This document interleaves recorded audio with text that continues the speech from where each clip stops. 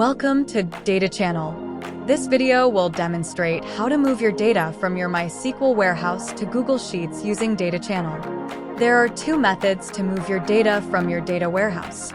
First one is to move your data directly from the table or view from your warehouse.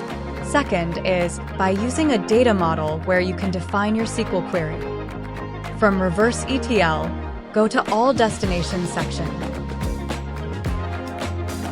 Then search and select Google Sheets Data Destination. Click on Add icon for credentials authorization.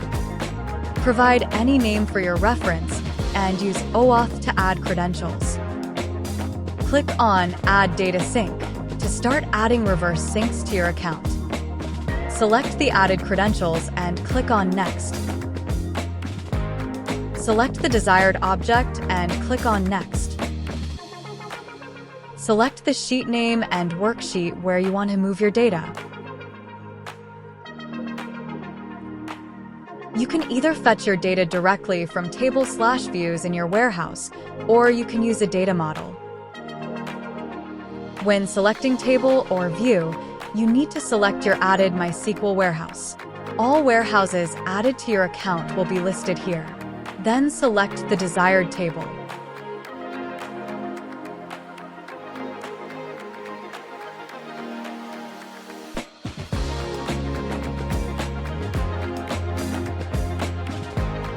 If you want to fetch data using a data model, then you need to first create a data model in the Data Model section. After creating it, select your desired data model.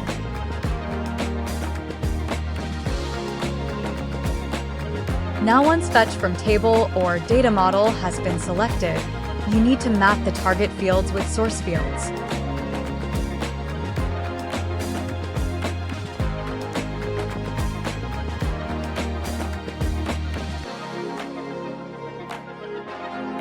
Select the required fetch mode. Full will fetch all data from the selected table or view.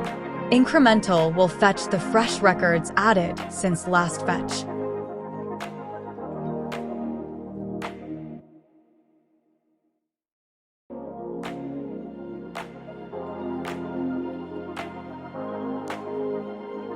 Now, select the manner in which data will be updated in Google Sheet.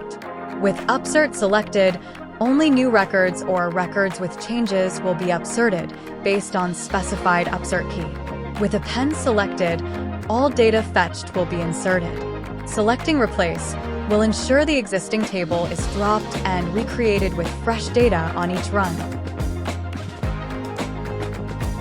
Schedule or manually run the reverse sync.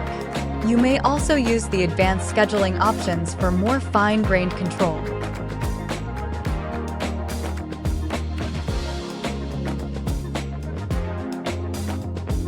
Provide a name and description to the reverse sync for your reference. Choose the desired notification settings. Mark the Run After Save checkbox if you desire to immediately run the reverse sync after saving. Click on Submit. Once your reverse sync is configured successfully, you will be redirected to this screen, where you can view your run status. Please note that no logs are available when the reverse sync is still running. Click on View Logs to access the logs of the reverse sync run.